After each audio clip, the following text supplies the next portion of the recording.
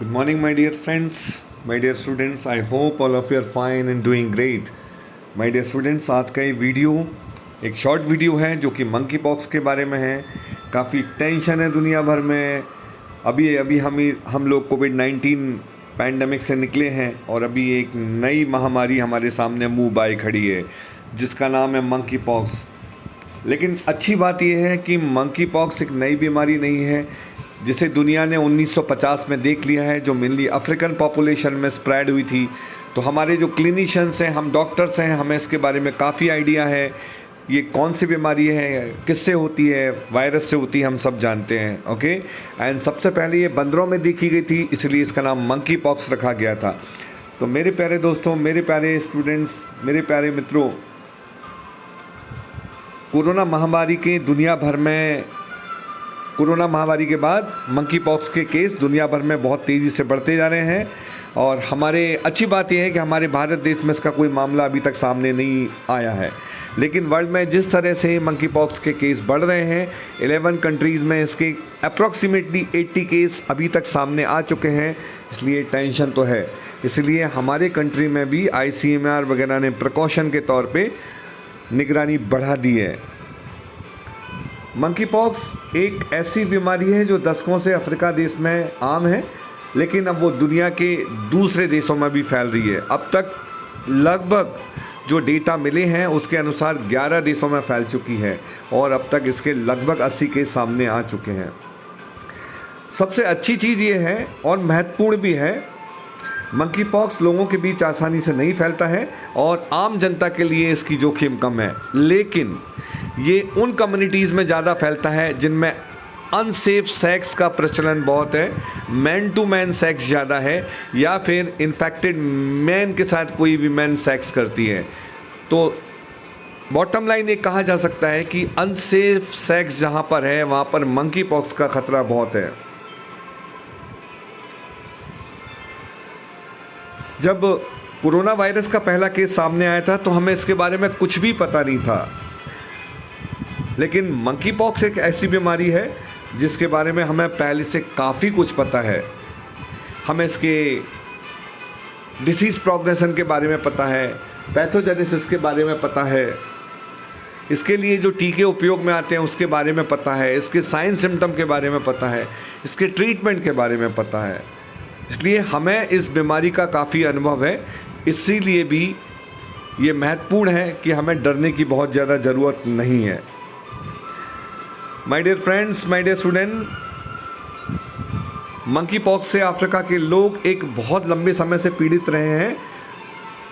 साल 1958 में पहली बार इसकी पहचान बंदरों में की गई थी, इसीलिए इसका नाम मंकी पॉक्स पड़ा है। मेनली इसके 2 वेरिएंट होते हैं। रिसर्चर्स ने अभी तक इसके 2 वेरिएंट पहचाने हैं। एक जो कि मध्य अफ्रीका का वेरिएंट है, जो कि ज़्यादा लक्षणों वाला होता है, ज़्यादा लक्षणों या सीवियर लक्षणों वाला होता है, जो कि मुख्य बीमारी का कारण बनता है। और दूसरा वेरिएंट है जो कि पश्चिम अफ्रीका में पाए जाने वाले वेरिएंट होता है और इसमें मामूली बीमारी होती है। माय डियर फ्रेंड्स, तो मंकी पॉक्स एक ऐसी बीमारी होती है जो वायरस से होती है और पहली बार ये 1958 में बंदरों में देखी गई थी, इसलिए इसका नाम मंकी पॉक्स रखा गया है। जैसा कि हम ऑलरेडी डिस्कस कर चुके हैं, ये उन कम्युनिटीज़ में ज़्यादा फैलती है जहाँ पर अनप्रोटेक्टेड सेक्स होता है। अब हम इसके सिम्टम के बारे में पढ़ते हैं। सिम्टम इसके बहुत इंपॉर्टेंट हैं।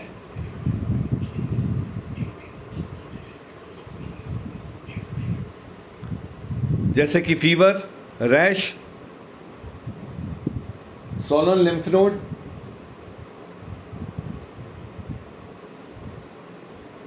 Body ache, muscle ache, low energy means fatigue बहुत होता है। My dear friends, my dear students, तो इसके जो मुख्य लक्षण हैं, rash, blisters on the face, hand, feet, eyes and rarely in mouth and genitalias. Fever इसका एक प्रमुख लक्षण है। लिम्फ नोडों में स्वेलिंग आ जाती है। हेड एक होता है, बॉडी एक होता है, मसल एक होता है एंड थकान बहुत रहती है। अब यहाँ पर महत्वपूर्ण ये है, जैसा कि अभी हमने जाना कि रैश एंड ब्लिस्टर्स बहुत ज़्यादा होते हैं। My dear students, my dear friends, इसमें जो रैश होते हैं वो पहले से तीसरे दिन तक स्टार्ट होते हैं और ये जो रैश होते हैं, स्किन लीजन होते हैं, इनिशियली फ्लैट होते हैं, धीरे धीरे इनका साइज़ बढ़ता जाता है और ये बॉडी सरफेस एरिया से ऊपर बढ़ते जाते हैं और ब्लिस्टर का रूप ले लेते हैं। इन ब्लिस्टर्स में इनिशियली क्लियर फ्लूइड बड़ा होता है, लेकिन धीरे धीरे ये ब्लिस्टर येलोइश कलर फ्लूइड से भर जाते हैं, जो जिनका कलर येलोइश और क्रीमिश होता है, बड़े बड़े हो जाते हैं। इसके बाद डिसीज़ प्रोग्रेशन के साथ इनकी क्रस्टिंग होती है और धीरे धीरे सूख के झड़ जाते हैं। जो सीवियर बीमारी होती है उसमें इन पस्ट्यूल्स की, इन ब्लिस्टर्स की डेंसिटी बहुत ज़्यादा होती है और कुछ पेशेंटों में ये हज़ारों की मात्रा में, हज़ारों की तादाद में मिलते हैं, जैसा कि इस फोटो में दिखाया गया है। माय डियर स्टूडेंट्स, देखिए माय डियर फ्रेंड्स, ये जो ब्लिस्टर्स होते हैं इनिशियली क्लियर फ्लूइड से भरे होते हैं, लेकिन धीरे धीरे जैसे जैसे बीमारी सीवियर होती जाती है ये फ्लूइड येलोइश क्रीमिश हो जाता है। देखिए ये इनिशियल फेज़ है बीमारी का, ये धीरे धीरे ब्लिस्टर्स इसके बड़े हो गए हैं और इन ब्लिस्टर्स में जो फ्लूइड भरा था वो ट्रांसपेरेंट की जगह अभी येलोइश क्रीमिश हो गया है। धीरे धीरे ये बीमारी और बढ़ती है और ये फ्लूइड और ये जो ब्लिस्टर्स हैं वो सूखने लगते हैं और धीरे धीरे क्रस्टिंग होने लगती है, सूखने लगते हैं और धीरे धीरे झड़ जाते हैं। इस समय फीवर और भी ज़्यादा आता है, बॉडी एक हो जाता है, मसल एक होता है, हेड एक होता है और बहुत थकान होती है। देखिए एक और फोटोग्राफ है जो 5-6 ईयर ओल्ड बॉय का है। इसमें बहुत सारे पश्यूल्स दिखाई दे रहे हैं इसके फेस पे, जिनकी काफ़ी मात्रा है, काफ़ी डेंसिटी है।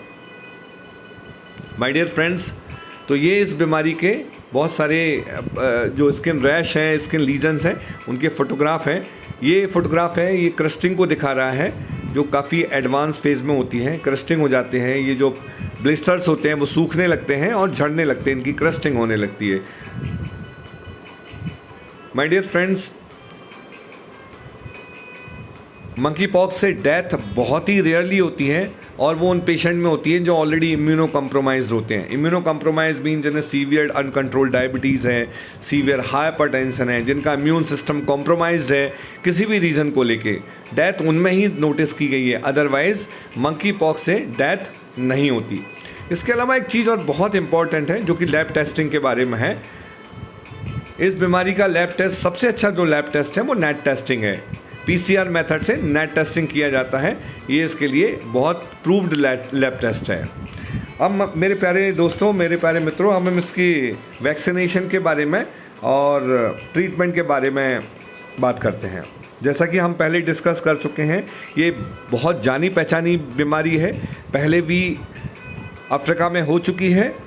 तो जो क्लिनिशियंस हैं, हम सबको मालूम है ये बीमारी के लक्षण क्या हैं, पैथोजेनेसिस क्या है, ये धीरे धीरे कैसे प्रोग्रेस करती है, इसे कैसे रोका जा सकता है, इसके साइन सिम्टम क्या है, इसका ट्रीटमेंट क्या है, इसका वैक्सीनेशन क्या है। इसलिए डरने की कोई ज़रूरत नहीं है।